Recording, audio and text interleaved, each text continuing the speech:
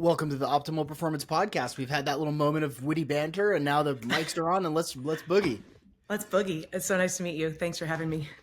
Can you introduce yourself and tell the audience a little bit about what you do?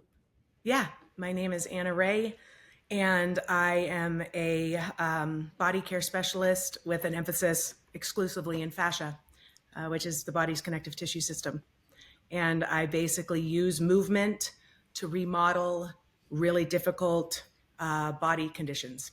So we use it as a manipulation tool and try to transform both function, shape, physiology, and biochemistry based upon movement.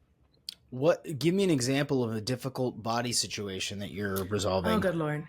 Okay, we deal with things like anything from Crohn's disease to head injuries to scoliosis, just pure musculoskeletal stuff. It obviously has larger extending issues. I work with athletes to optimize performance. What I do has a lot of different applications. So I'm one of my most difficult patients.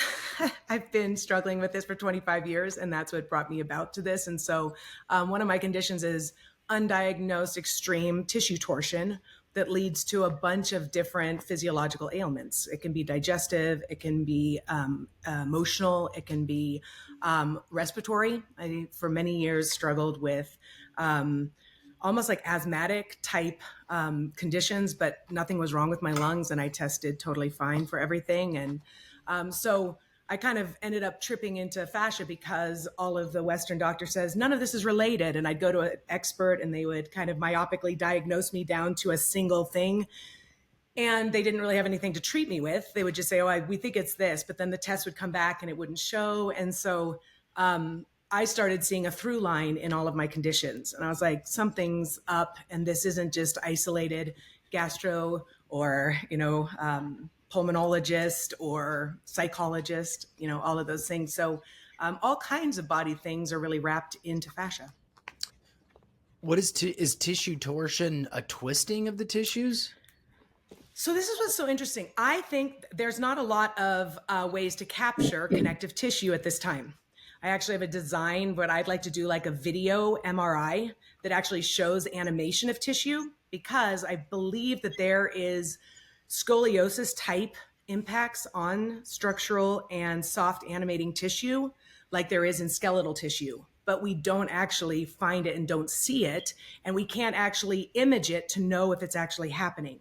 So one of the ideas is that fascia should be very animated. It's a word that I use to be like, it's not just about the stretch or about the consistency of it, but it's how it performs, how it moves energy through its network and its systems. And when you have fascial adhesions, fibrosis, when you have restrictions and torsion, you're actually almost like shutting down energetic centers where energy moves through in the fascia. It's good to think about the fascia in one perspective, like it's kind of the body's smart grid, that it's taking all of this energetic data from cellular all the way to high frequency load into your tissues from sports and from lifestyle activities. And it's trying to modulate it. And so it takes the hi-fi frequency and modulates it down so it doesn't interrupt with the lo-fi that's coming out and moving in. And it's kind of making your body work all together synchronistically. And when that is impossible, it's literally like your body, kind of like a submarine. If there's a hole in it, you shut down the hull so that it doesn't sink. Fascia will do the same thing. If there's like this output that's really bad and it surges, it'll shut down that area. And so you can get it from severe torsion, severe thickening of the tissue, like fibrosis. When fibrosis isn't taken care of, you can have osteopathy, what is it called? Where like the tissue actually becomes bone-like, okay? And so there's just different levels of pathology inside the tissues. And so we go in and we say, okay, fascia is most impacted by our mechanical loading. We know that that's how it remodels itself and how it actually takes the information. And so if you think about this, every single like body care practitioner that you ever have seen is only using 3 tools to treat your body. Their area of focus is very specialized, but like a chiropractor has 3 tools. They use a lever to apply force to get flow through your joints. A massage therapist uses the lever of their arms to push into your tissue to try to get the glide across the muscle. An acupuncturist takes the little lever of an acupuncture needle, sticks it in your meridian to get your chi to flow. So those are the three kind of like global tools of body care: leverage, force, and flow. Your body anatomically has 5 levers, the spine plus 4 limbs. You apply your greatest amount of exposure to force and load is through your movement. And then we teach you how to distribute that. There's this really beautiful and very powerful aspect of fascia that people don't really capitalize on yet. It's coming about. It's very new on the science research, but it was one of the things that led me to my journey of independence and health sovereignty, which was fascia has the ability to contract like a muscle.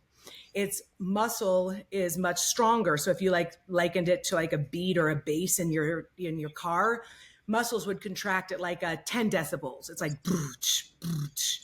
And fascia is like t t t t t, and it works on the subconscious layer of your body in many ways, but you can consciously choose it. You can contract it like you do a muscle. And this is where it becomes really powerful for cellular remodeling, because if you're choosing where the force is entering the body, and you're choosing how you distribute that through the flux of the tissue and how it moves, you're actually carving new electrochemical pathways and load through your tissues, and that will tell the cells where to remodel.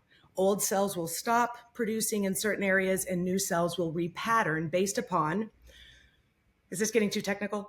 No, it's good. Keep going. Okay, based upon fluid shift. So one of the specialties is also that fascia is 70% water.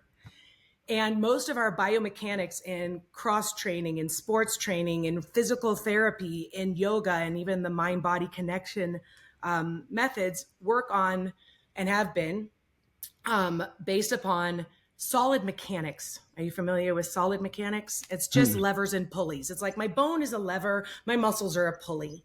And fascia completely changes the paradigm and says, I'm actually a fluid. I move like water. I don't move like a stick. And so you're more like a water balloon when you're moving. And so all of a sudden, we'll go back to how fascia remodels based upon this, but when you're moving, a lot of our principles are hold this pose and tighten and tone. Hold this shape and restrict. Your core, solid core, making a solid core is a really weird concept for fascia, where it wants your entire movement through your spine to be very fluid because your organs need motility. Your organs need to move to be healthy.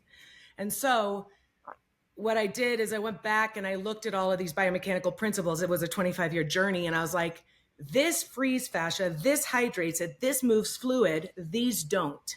And so all of a sudden, I'm like, we're using biomechanics very differently. And all of a sudden, human biomechanics needs to actually apply to fluid dynamics, the displacement of water from force.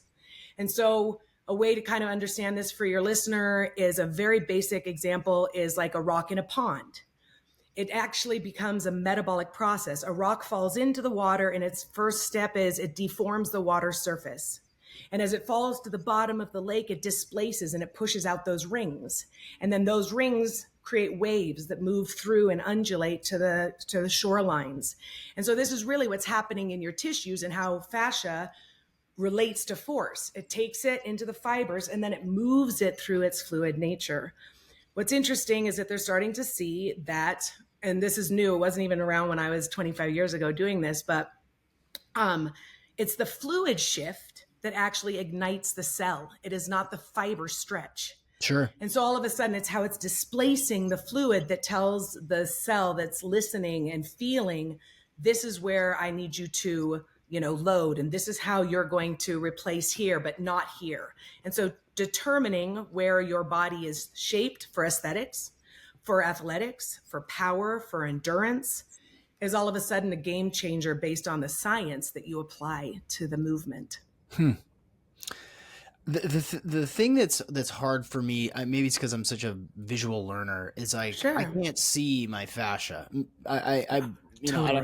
I can see my muscles. I know I can see my bones, but I can't see my fascia. And so the only real reference point that I have for fascia that exists inside my body is like a reference to me like trimming a brisket. Right. I'm cutting the fat off the brisket. And then as I sort of peel, there's that sort of fibrous sinew that's in between the muscles and the fat.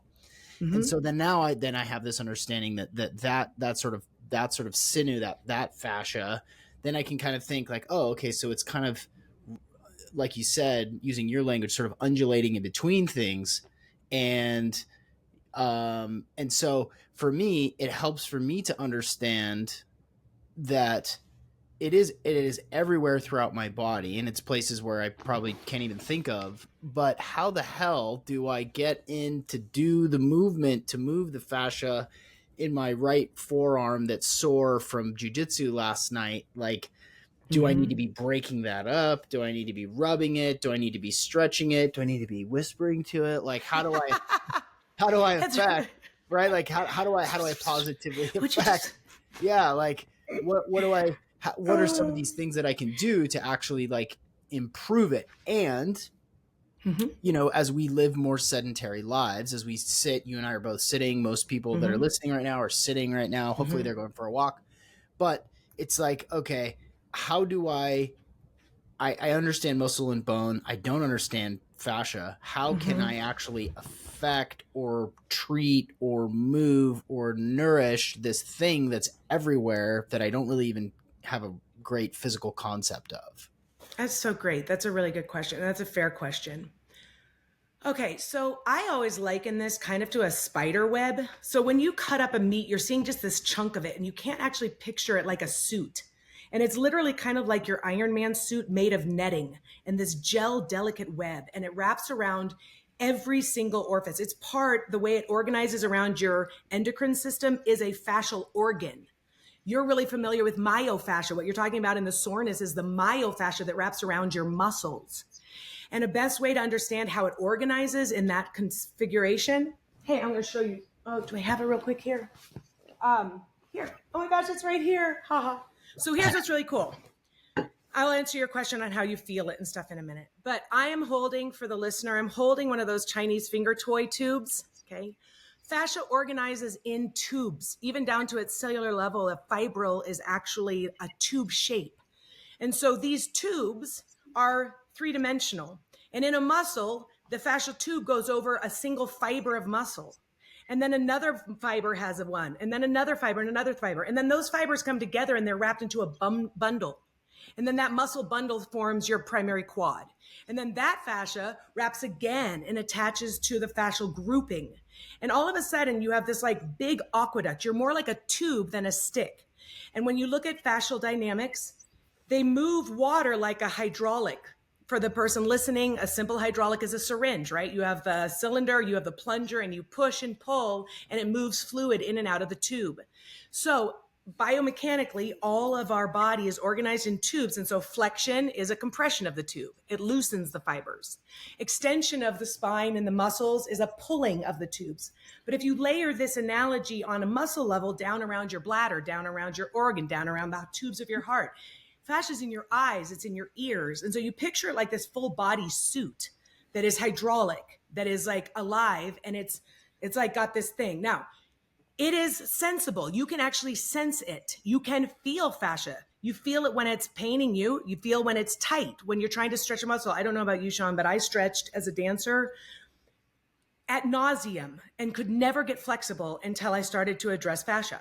Because you can stretch a muscle and it won't actually change your overall flexibility unless you include the casing that's regulating the energetics of that container. So when you try to picture what it feels like, you're going to try to go in and you actually have to know that it exists. It's a subtler feeling. So if you are really muscle bound and you're not very flexible, you might actually have a better time feeling the fascial animation than if you're super hypermobile. I found that over 25 years, people who are really flexible, I actually have to direct and give techniques to resist their movement so that they can attach to the fascia because it all moves more freely. People who are really bound, they know that they're fascia and they know what it feels like. But the second step is knowing that you can control it. And so what happened to me was this. I was really dependent on body care from professionals, right? I was 18 when this all started happening. It was after I had been struggling with eating disorders for a long time, but I had uncovered my sexual abuse history where there was a lot of trauma in the holding patterns of my tissue. And so I got all the healthy psychology down, and then my body started to talk about trauma. And that's when I started having a lot of these symptoms. And so I was living in San Francisco and I could feel things. And I had been certified in Pilates. I had 2 yoga certifications. I was a dancer. I knew bodies, right? And I was like, one time just desperate. And I'm like, I go to massage. Sometimes it helps. Sometimes it doesn't. I go to Reiki and sometimes it does and sometimes it doesn't. And I go to acupuncture and that has the best influence of the ones, but I'll tell you why after. And so I had to literally lay there and I'd lay on the balls for hours at night, right? Rolling and softening my tissue. And I could do it. I'd go to dance, I'd get real tight, and then I'd go and I'd work out and foam roll and hard roll and like take care of my fascia. And I started realizing really early on, I'm like, I can't do this for the rest of my life. I can't take 3 hours a night to manage my condition. And so I started to look for permanence. I wanted a permanent solution. And one night I was laying there and I'm like, I feel a melting, right? The melt method. I feel a spreading. And that's when I said, okay, right now the roller's doing it to me, but what if I could do that myself? And I'm walking you through this because this is what I would encourage the listener to do. That when you're lying on the roller, it's not the roller that's the medicine. It's not the touching of different organs that's the medicine. That's still exterior manipulation. My goal was, I don't want that shit there in the first place. I want to move in a way that's not creating static load and septic conditions. I want to avoid that. So if I go and dance 3 hours in a rehearsal and I come home and I can barely touch my toes and I can't really function, this is a problem. So the way that you find this is that when you observe a roller that's going on you, number one, you can't do this at fast speeds. And we're used to fast fitness. Everything we do is frenetic and everything we do is really like, just get it done. And it's like part of body care is literally slowing your life down and listening and jumping in the skin that you live in and actually know something about it. And so when you've got that painful spot on your hip or you're working the inner groin, you stop and you say, what would it feel like if I actually took the imprint of force and I tried to do the action of melting on purpose? Okay. And when you start to do that, you'll feel these subtle movements that are not available on a stretching level, that are not available on a muscular level. They're you learning how to contract it. And what was so beautiful is that when I started paying attention and listening, fascia shows you that there's actual currents. There's actually ways that they like to run, like it's encircuited. And so if you push on your groin, most of us, here's an example, most of us always tighten our abs by pulling up. The lower hemisphere of fascia always flows in a current that moves like this down. And so when you pull up all the time and your muscles are contracting up, you're restricting fascia just by how you animate your muscle. And so then all of a sudden, I would like lay there and I would move my fascia and it would feel like this wave down my leg. And I'd be like, well, I better just pull that. So when I started lifting my leg in dance, I started complementing it with this fascial release. And I'd come home completely out of pain, completely not engaged, but I was getting stronger. My leg went from being really low as a dancer. This is probably something your people don't care, but as a dancer, you want really high lifted legs. Like you look like you're freaking balancing dancer. And my legs were like so low. And within 3 months of doing this, my leg was high up about my ear. I could just hold it there almost like I was a martial artist or something. Never had that before. And so the idea is that it feels like a softening. It feels like a warming, but as you do it, it actually happens in modulations. You'll start to feel the layers, the way fascia layers. You can only contract a certain amount of depth of power in a fascia before you have to change. It's almost like driving a car. You pull your abs deep. Everybody where you're sitting, just try this for a second. Everybody knows belly to spine. We're all taught belly to spine. So you pull your belly to your spine. You'll get a maybe this inch deep, and then it kind of goes out, especially if you're used to training where you're crunching and pushing your muscle out rather than pulling it in. So try to layer your tummy back 1 inch. And then I want you to say, I didn't do anything. Let's pretend that I didn't do anything. That's first gear. Let something go on the back of that and then grab to a second layer. And you're going to do the same inch pull and layer deep. And then you're going to let something go. And then you're going to try to transfer it to a deeper layer. And as you're layering, you should be able to move that. You're about 6 to 7 layers all the way deep from belly button to spine, spine to belly button. You're starting to see that fascia actually takes the muscle contraction. It is muscular, but then it takes it and helps dissolve it to the next layer so that there's fascial animation behind it. And that's what you're going to start feeling. Next time you're in a really, really big stretch, right? If you're like, let's say that the traditional door stretch where you do your pec stretch after you do your bench press, and you walk to the door and you open your chest. Under the condition of your stretch, that's not enough. That's the parameters of force. You're applying force to a muscle. You're only at the first step of the metabolic process of eliminating and circulating that force. So while you're in that stretch, you're going to say, how would I actually move and undulate this like spider web suit that's under me and see how that energetically affects the stretch? My guess is that in about 2 or 3 reps of that, your fingers need to stretch longer. So fascia likes to stretch like a Play-Doh, rolling from the center and reaching out through the limbs. It's like it gets longer, the stronger it gets. So that's why stretching is really important if you target the fascia.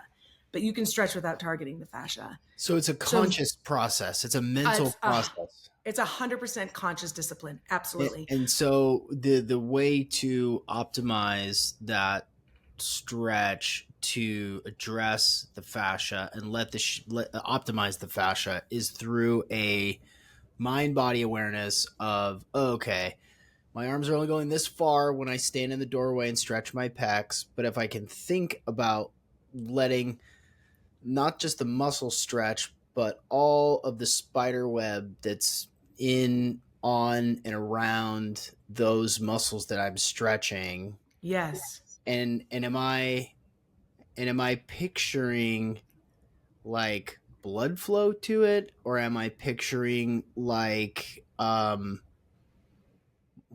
a great, yeah, undulation of it? You know when you shake the sheet to make your bed and there's this wave-like pattern? I feel like it in a smaller version. So I hold the muscle, and I had to do this. I'd be like, it's not my muscle, so stop moving the muscle. We're so busy loading muscle, and we're so habitually trained to power through our muscular system, which is our adrenal system, which is why we're always adding to our stress even when we're working out.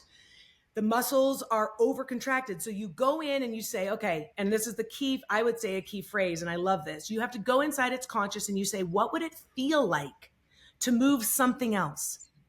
It's not a mystery organ. It's not mystery. It's just not that you're aware of it. Mm-hmm. And so you have to build awareness.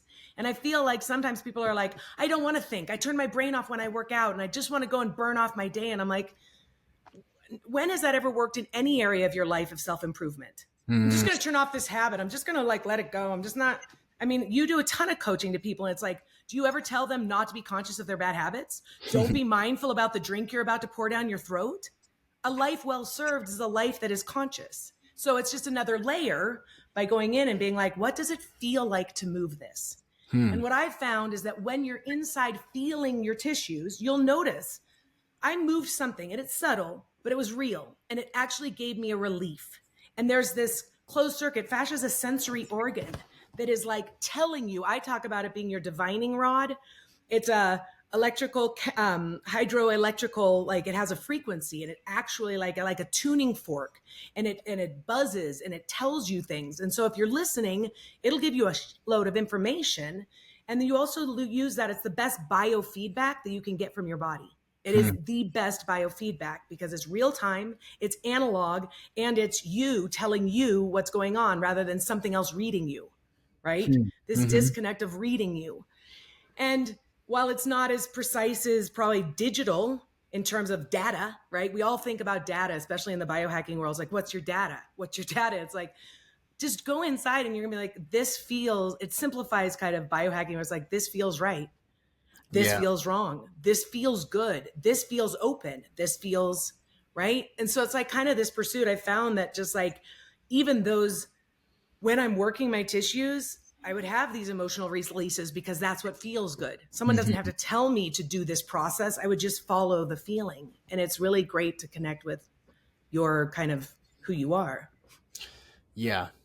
Yeah. We tend, interoception, right, is a term that Yes. I think really nails it, right? Is like, what's going on in my body? What's going on? Do I feel full, tired, tight, anxiety? Well, and as I sit and think through that, Well, we don't need to go too far into the woo as much as I want to. I want to keep it really practical for people. Yeah.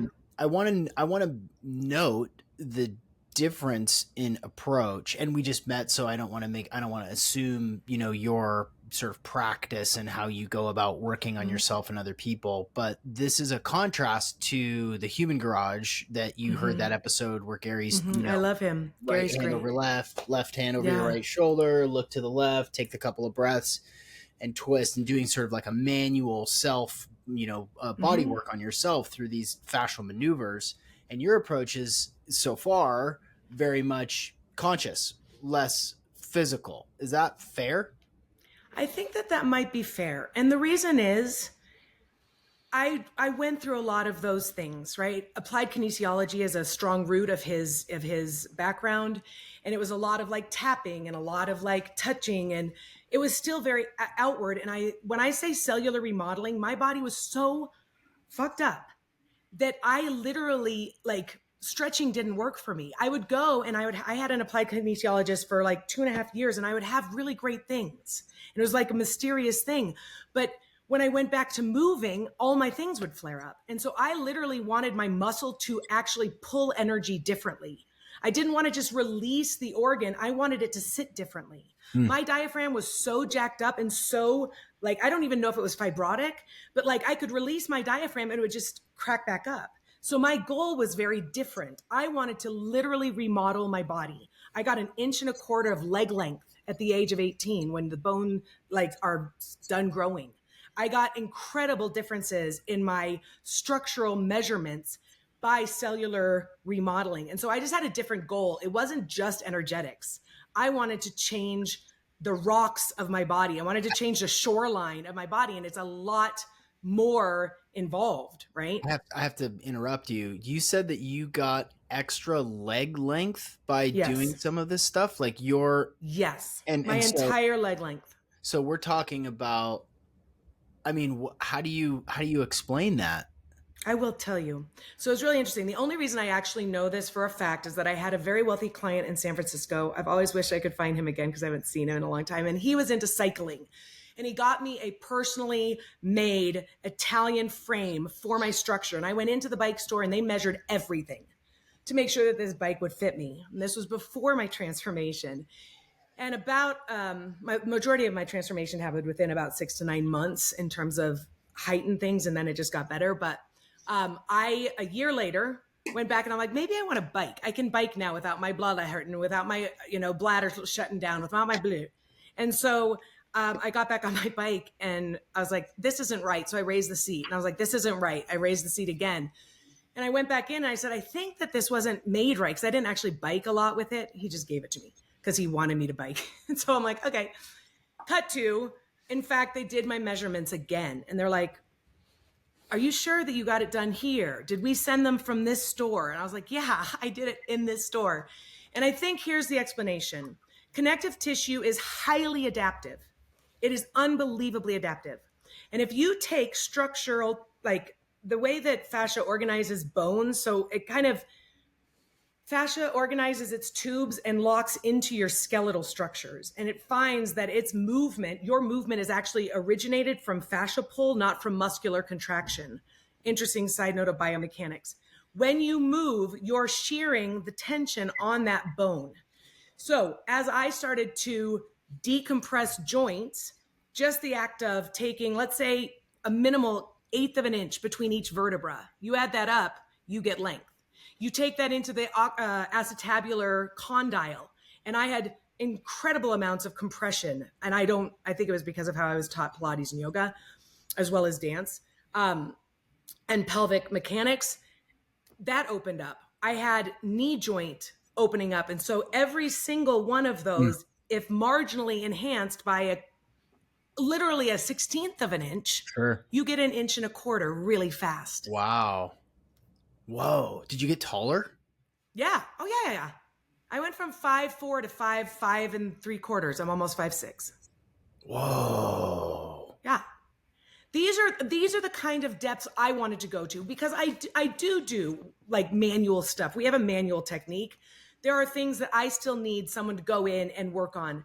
But I wanted to change my flesh and bone. I didn't want to just release energy.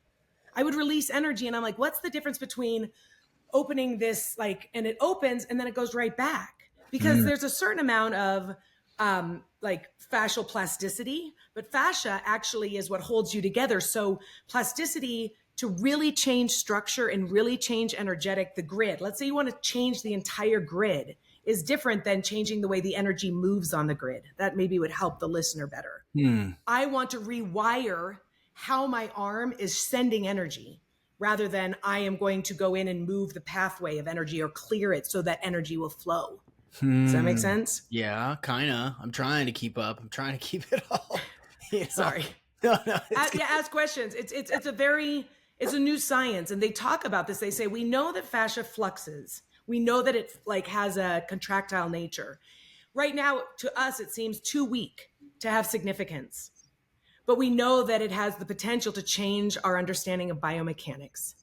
And I said, I know. This is my message.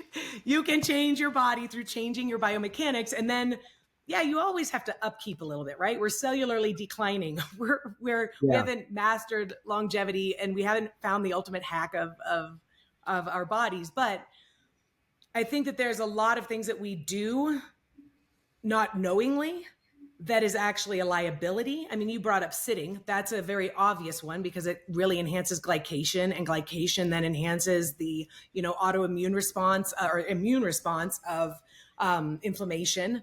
But you're doing similar things when you think you're working out by over aggravating muscular action, by locking up fascial glide while you're trying to hold a good form. Why, by tightening and loading, you're actually restricting fascia. So like even simple things like I contract my muscle, and the muscle gets strong by shortening, fascia gets strong by lengthening, because it's a pass off. It's like you're relaying energy. The muscle builds this strong energy, and fascia spreads it to move it through its system. And Mm. so we have a contract and a push and a contract and a push. And so if you contract too hard and you don't know how to animate your fascia, you are naturally restricting the ability. And if your muscles get overly tight, this is why, or overly big without fascial consideration, fascia stops animating. It just says, I'm going to hold this tension. And that's where we get pulls, tears, tendons, ligaments, muscles, joint Yeah. displacement. Yeah, yeah. Well, I'm thinking back into my life. I've never been a flexible person. I played college soccer and semi-pro, and now competitive jiu-jitsu, and Oh, yeah. I've never been a flexible person generally, and I've stretched like crazy. And I went through, a couple of year phase of yoga, and it got a little bit better. But you're right, like it just reverts back to what its sort of baseline knows, what your body has learned to take a certain sort of range of motion or posture. That's right. And I've been fortunate to not have very, very many injuries, but it has certainly restricts my ability to do physical things that I You want to see do. other people do. Yeah, That's flexible. right. Alex in my jiu-jitsu class is insanely flexible, super lean, and crazy strong for his size, and he can bend himself into a pretzel. And so, as I think about, I, up until very recently, had never really even thought about fascia, and now as I start to think about like what I might benefit from, like, well, where else might, besides physical exertion and performance, where else does fascia have? Let's play a game. You ready? Okay. Yeah, I love games. I'm gonna I hope I ask. can play. Well, you're the gal. You're gonna get it. So I'm gonna ask an issue, a physical issue that exists, and you tell me if fascia has an influence on it. And if you say stupid question, just say stupid question. No, I'm just going to say the same thing over and over again. So go ahead. Okay, digestion. Okay. Absolutely. 100%. It is Okay. responsible for your organ motility. In fact, fun fact, can I tell you a fun fact for the Yeah, listener? fun fact. Yeah. You start chewing your food, your esophagus begins to contract, and your colon contracts in the same synchronized pattern to move the food through you.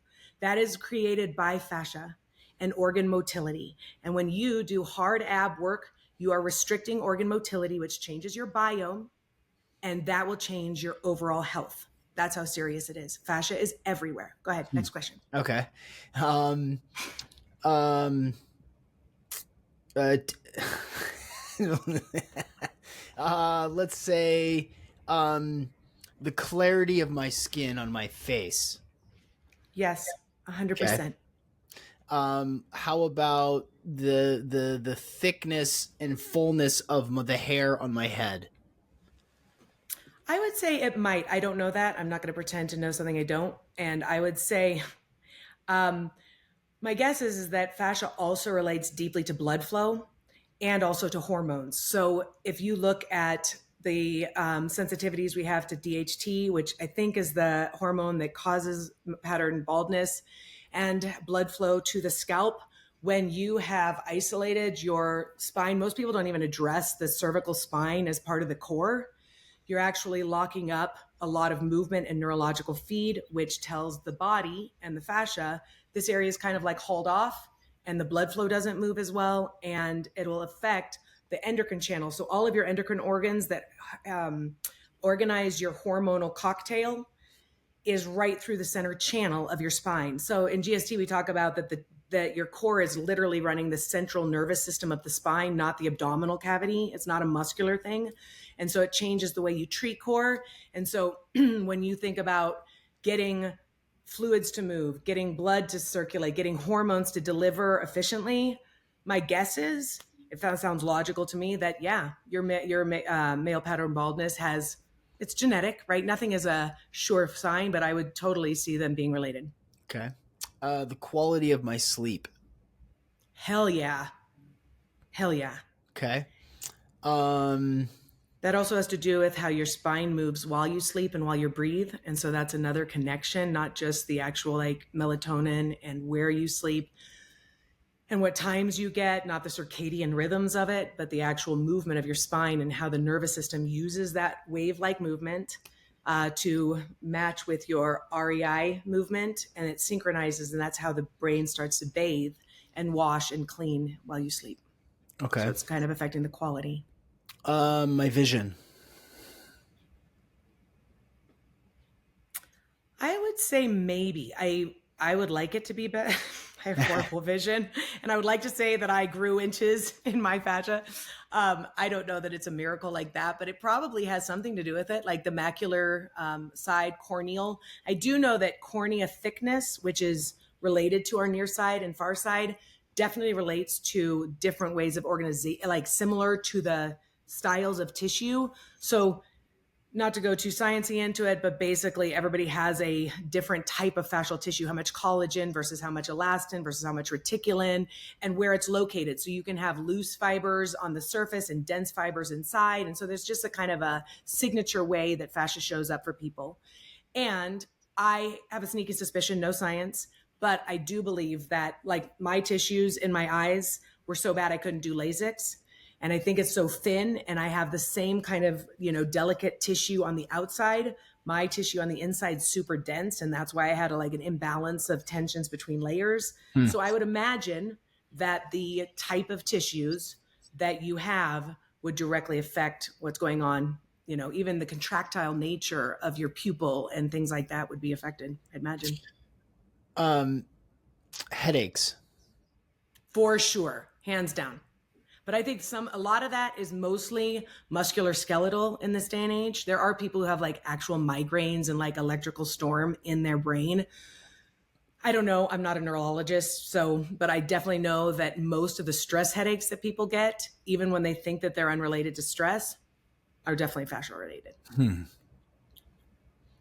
Cool. Okay. Thanks for playing that game with me. Yeah. I try to get into the mind of people listening who probably live similar lives. A lot of sitting during the day. Mm-hmm. Exercise is a part of their life. Supplementation, hopefully some meditation. But they're just they're just living their best. They want to live a long time. They want to have a long health span. That's right. So let's address sitting specifically Yeah, because let's talk about it. it's such an issue. So are there things that we can be aware of while we sit that will help um tune up or optimize our fascia? Are there things that we can do or should do right after we get up from sitting that will optimize fascia? Like Great. how do you handle that? Okay, so the first thing is that your body is basically a water body, and water that doesn't move creates staticness. And so fascia's first thing is, worst thing possible is extremes. Sit all day and then go work out. So what it really wants you to do is microdose movement. It wants you to flush water and like literally clear the aqueducts daily, all day long, right? You don't do block chunk eating, like 3,000 calories in one meal. You don't do your workouts in 1.5 hours of exerted force at the end of the day. So what that looks like is that you can do some of this movement of water in your desk. Little things like just twitching, like tapping your foot if you're ADHD. Tapping and moving is not an issue. Like even micro movements can be really good to keep the water moving through your body. But literally, you have a reflex for movement that most people have lost. And it goes to the same place in your brain where you have your thirst, sex, oxygen reflex to breathe. You're supposed to have the inspiration to move, and it happens almost every 45 minutes to 60 minutes in your day. And what you really want to do is get up and move your body in 3 ways to be really efficient. It takes 30 seconds to 60 seconds. It follows the same fluid dynamic principles of that water needs, like the syringe. So we have compression. The best way that you could picture this, if you are a fitness person, is like the primal squat down by the fire, right? We're into this really deep squeeze, and that's actually squeezing the fascia, and it pushes water out. And then traction is pulling back up and hanging off of things, and that's the plunger pulling out. And so you push and you Mm. pull and you push and you pull. What does this look like when you're just sit at your office? You go to the bathroom, you find the sink after or before you wash your hands, you hold onto the sink, pull back into traction with your legs straight. Bend your hips until you're down into a primal squat. Stretch back, pull through your spine, come up and arch into a cobra. Do that 4 times and move on with your day. No way. This, Really? yeah, fuck yeah. Yeah. This doesn't have to be complicated. That alone makes your ribs move. That alone, that arching, by the way, arching is the #1 way to go into parasympathetic response. You're stressed. It doesn't take all of this like really nuanced stuff. Literally just arch over your desk. Take 4 deep breaths and you will immediately be in. Yes, that is what activates the vagus nerve and opens and drops your diaphragm and turns off your adrenal belt. That alone. See, you just came back and your eyes looked like you were high. Yeah. It was like, ugh. Ugh. Literally just that. So I tell people, like, if you're stressed or your boss or you've got a deadline, literally find a way to arch. It can be a banister at the end of your stairs. It can be a park bench while you're walking back from lunch. Walking itself is a pedestrian movement that doesn't move much water. Okay. And we're looking for big impact, small and minor doses, right? We want to do the least amount for Yeah. the best result. And so you have to make big movements. That's why primal squat is an extreme of traction, and it moves the most water and electrical current through your fascia. Mm. The last move that I tell people to do often, which is really, really important, is rotation. We rarely rotate our spine. I'll show Right. you what that looks like. Most people, you see it a lot in Qigong because it's an energy mover, but twisting the spine literally simply like this while keeping your ribs lifted and your pelvis dropped, not arched, not tucked. Do not tuck your pelvis ever again. But keeping that open chest and rotating is exfoliating your organs. It's actually creating tonality and the right tensegrity, the term is tensegrity, into your organs.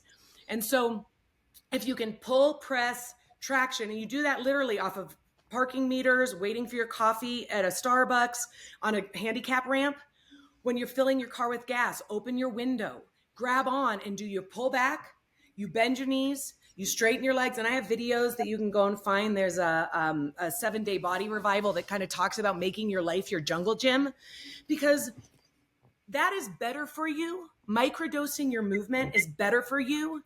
Tonality, strength, all of that, than going to the gym and hitting it hard, right? Because it's really about moving more and moving better and not just burning through it. It's not like getting it in. Do you know what I mean? It's like crash Totally. coursing. Yeah. Yeah. This is super helpful. Super helpful. You'll start to crave it. And that's the other thing. In the beginning, I tell people if you have pain, and almost everybody I know has some type of body pain, especially over 40, this is when you're like, holy shit, I'm aging. And all of a sudden, people are like, okay, well, maybe I can't do that squat I wanted to do, or maybe I can't do it. And we start limiting. And I had this chiropractor one time when I was 15 and I had torn my hamstring and I was a mess. And he's like, we're going to fix your body to fit your life. We're not going to fit your life to fix fit your life to fix your body. Right.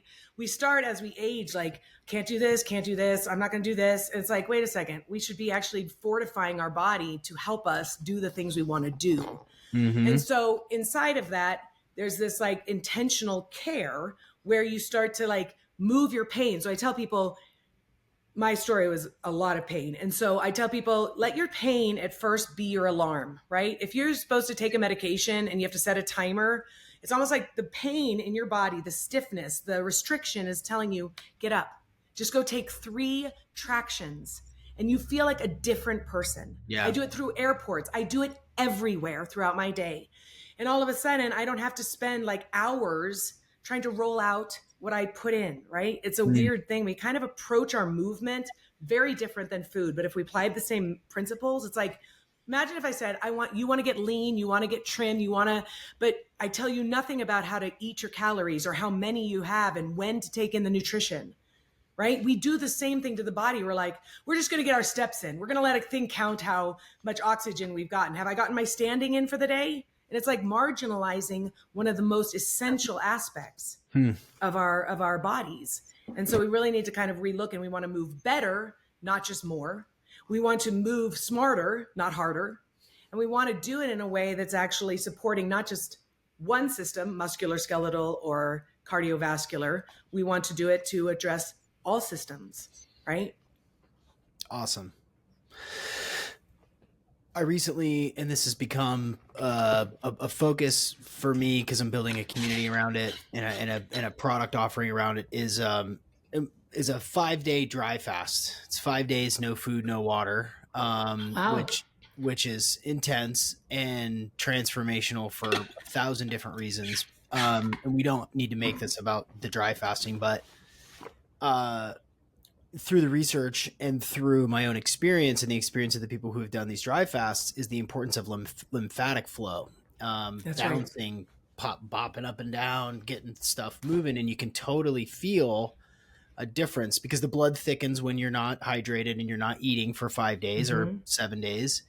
And you're groggy and stagnant and funky, and then you go kind of gently bounce on a rebounder, or I have a vibration plate, or even going for a walk moves that around. And I'm sure that there's 1,000 things going on because it is our bodies, but that sort of gentle bouncing up and down, just like your body comes alive, your brain comes alive.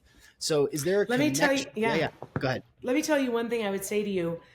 When you're teaching people, there's 2 things that you need for lymphatics to really move. The first you're talking about, which is called activation, and that is the pressure and bounce on the actual lymph. But then you need circulation and you need pendular style motion. It is not enough just to shake it. You actually have to flow it. And so when fascia starts moving, and I have some videos I can send you that you could, encourage people to do, is that do your shake plate. I do it. I love it. But then you literally have to take the activation stage and you have to circulate it. And that actually comes down to how the fascial contracts. And so they're very related. And like take 2-pound weights in your arms, put them above your head, and you literally use the pendular motion, legs and arms, to do like things like this. Because you actually have to get the water moving and the lymph moving in order for it to go through. The other thing that I would say is lymphatics that most people don't think about is that you have a valve right here that is where your lymph turns from toxic to fresh and moves back through. It uses a similar channel to the cardiovascular system. And most of us don't do enough internal moving and breathing of these soft tissues. So this valve is very lethargic. I was going to say lymphatic. Thank you. Very lethargic and won't actually open and close well. So things like shrugging your shoulders and patting your arms to get the collarbones to expand and move is really important part of lymphatic function and flow, because you have to get the pendular stuff up to the Mm, valve to switch. Anyway, there you interesting. go. Yeah, Something to include. yeah, no, that makes tons of sense. So if the shaking or gentle bouncing is like sort of Activates. getting it going, cool. We got it going with some gentle rebounding or bouncing up on our That's toes, right. and not necessarily even jumping. But now that it's out, I gotta fucking move that Circulate it. That's right. around. We do so much stirring, which is good. And all the science behind it says is great. It stimulates the right mechanoreceptors to respond and release and get hydration. But you have to eventually put it into motion. And this is what I want people to start thinking, expanding their concept of motion. It's not just getting a fitness, like a workout. Yeah, It's literally like, how are my water moving? Am I being a sprinkler today? Am I squeezing and pulling? It's a different type of internal movement that I think is really important for all the systems, and especially the lymphatics. yeah. Well, the way that you framed it too, as a sort of micro mini movements throughout the day, because the person that you described that sits all day and then works out really hard goes from pretty stagnant to like optimum output. That's me. That's me every day. I mean, I sit and I That's coach right. people and I record podcasts and I tap on my computer, and then the kids come home, we get things going, and then I go straight to the jiu-jitsu gym and I Yeah. go choke people as hard as I can for an hour and a half and try not to get choked. And I do You're that. kind of moving their fascia, actually. Yeah, I am. Yes. Yeah. If I'm doing it well, I am. But that's me. And I think that's most people, right? Either they hit the Yeah. workout before work, or after work, they go to the gym or CrossFit or whatever. And they go from sitting to, full exertion. And so these little like wiggly things, these movements in the shoulders and stuff, like, I Traction. don't ever do Yes. that shit. I never do it. Yeah. And maybe that's why I feel pent up. Maybe that's I why. think you do. Yeah. It's septic. And so what's really interesting about those two extremes is that they both produce inflammation in the tissues. They both are glycogen producing, which makes fibers stuck and more rigid, makes them like honey, crystallized honey. And so when you sit all day and then go, it's almost like, so skin is the sunlit surface of fascia, right? It's like the very top surface of all of the fascia that builds down into the structures. And I liken it a lot to like that sit all day going out is like you hibernate all winter and then you go to the Mojave Desert lathered in baby cream. What it does to your tissues is it burns it. It produces high adrenal. Most of the stuff that we do in our workouts is highly adrenal. It's not endorphin based. And this is interesting about fascia, is that fascia is an endorphin based system.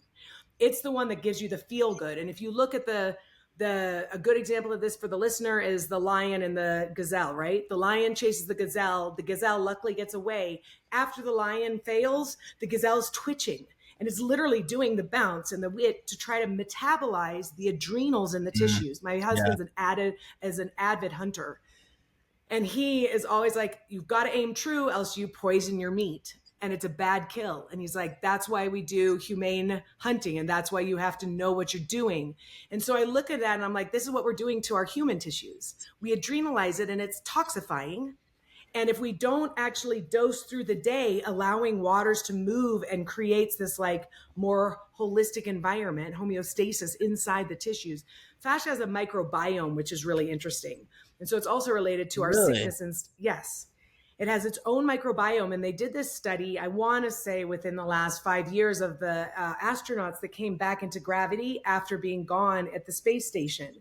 And they noticed that when they came back into the gravitational pull, they were all getting super sick with like really weird viruses. Epstein-Barr was showing up, and so they were asking what was kind of happening in the tissues. And when you're not in gravity, the fascia doesn't have the squeeze and push and pull that's moving the waters. And so these viruses are actually inactive. They come back into the gravitational pull, and it's called fluid shift. And when your fluid shifts, you're actually washing this microbiome, and it's actually keeping latent viruses at bay. And so I noticed even during COVID, which was really interesting, I got COVID, didn't get sick at all, except I lost my taste and I was super sore, like sorer than I've ever been. in the areas where my fascia is still trying to work itself out. And so there's these pockets, and like next time you're sick, feel where the actual sickness is. And oftentimes in the tissues, you'll feel these pockets where your microbiome is the least healthy. And so that's why diversity of movement, not doing the same thing every day, making wide ranges of motion, right? Where you're pulling and you're stretching while you're moving, right? We don't want to just reach toe to toe in our hamstring stretches. Bouncing into your stretches, ballistic stretching is very powerful. So there's a lot of different ways in there to move the fluids, but it's an interesting side note of how to keep health, viral health, and immune health using fascial health. Yeah. Well, you see the you see the old Asian people at the parks doing qigong and movement and twisting and pulling Percussion and tapping and flapping and it looks I mean crazy. it looks silly. It looks silly, but it's like, holy shit, that little Asian grandma, like she's got crazy range of motion, like she's obviously there's something to that. They're doing some good stuff. Well, and they're tapping into, I think chi is literally what we're describing through fascial electromagnetic currency. They have found, there's a beautiful researcher, Helen Levine or Levin, I don't know how she pronounces it. I've tried to ask. She studied the correspondence between the fascial meridians and acupuncture meridians, and they share an 80% crossover in terms of activation. And so they're pretty sure that needle activation through the acupuncture, this is what I was trying to tell you, is that one of the greatest influences on my fascia and changing it was the acupuncture. And they would put the needles in me and I would do these micro movements and completely radically change the condition of my tissues. So those little micro movements are literally, I think, what activate and work within the nervous system and bring stuff alive and online. Were you doing that intuitively, or were you instructed to do a little like head nod and a little shoulder roll? It's just kind of I did it intuitively. In fact, when I came back in, the guy freaked out because I was like a little bit arching over the table. He's like, that could snap off inside of you. And I'm like, we should make them out of titanium because I want to move while they're inside of me. These still don't they all make them out of, I think, aluminum. And I wanted them to be stronger. And he's like, you can snap those. And it's true. He would pull some of them out and they'd be bent because of the actual torsion that I was doing it through. I'm not suggesting people do that. That's not a piece of advice, but I am saying it was part of this journey and I still do it. I learned how to needle because of it. I do dry needling and I love having that as an option. But I think that the most important thing is for listeners who are like wanting to optimize or fix something is that you have to like try things and you have to trust your own body, right? And there's no better way than to get connected with the more subtle information that fascia provides. Yeah. To be like, oh, this is right. This is good. This is true for me, Yeah, well, that's at the heart of what we're doing with this podcast and with biohacking in general is to test and try. Like you could listen to this, it's fascinating and super cool, and then you don't do anything about it, and it's just noise, knowledge. Yeah. It's just unapplied, and we all should take some time, at least a little bit every day, to just sort of tinker around with your food, your movement, your, where you're looking, where you're sitting, supplementation, biohacking. Like you have to experiment a little bit, because if you don't, I love that. It's all just noise. It's just knowledge that's just locked up in your brain that doesn't ever get activated on. Well, it doesn't get changed, right? Transformation is action based. You have to do something a little bit different each day. And I like that principle of fascia is like microdose your change. I think that sometimes people lose interest because they think that they have to do big chunk transformation, 10-day, the 30-day challenge, the blah, blah, blah. And it's like literally microdose your change. It's more stable. It's more permanent. It's more effective. And it's more transformational, right? Your body needs to actually have things in little pieces, which is why I think fascia is so profound at its impact on multiple levels is right. It's a subtle, more micro organism in your body. Who doesn't want to be an inch and a quarter taller, right? That's right. Anybody? It was really profound, I have to say. Wow. Wow. Well, Yeah. this has been such an eye-opening conversation, and I really appreciate the way that you're approaching this. You know, it sort of expanded my conception of what fascia is, how it's structured, what it does, and who can't spend 2 minutes doing that arch that you outlined, and that ass to grass squat, you know, in between long bouts of sitting. I mean, make it practical, Yeah. experiment. And you'll Where can start to crave it.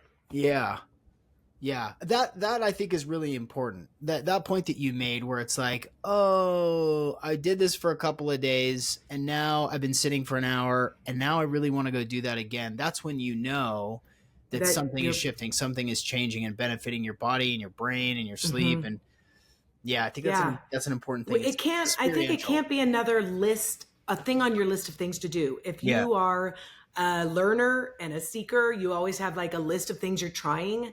And I think what I love is that if you can sync it up with your innate reflex, then it doesn't become, oh, I got to do this. You're like, you just do it. I don't know how to explain it. It's just yeah, done. yeah, You just do it. yeah. The antelope shaking it off.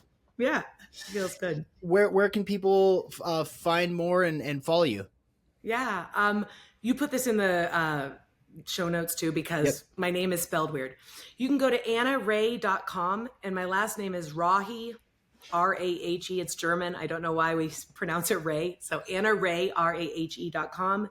And my company is also gstbody.com. So both of those places you can find me. That's the same links on Instagram.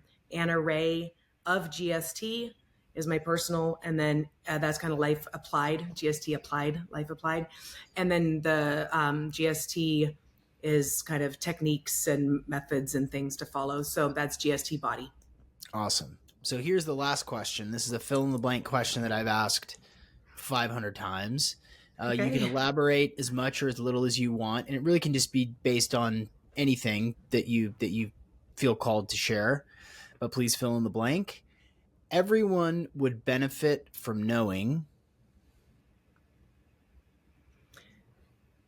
That they are their own demigod,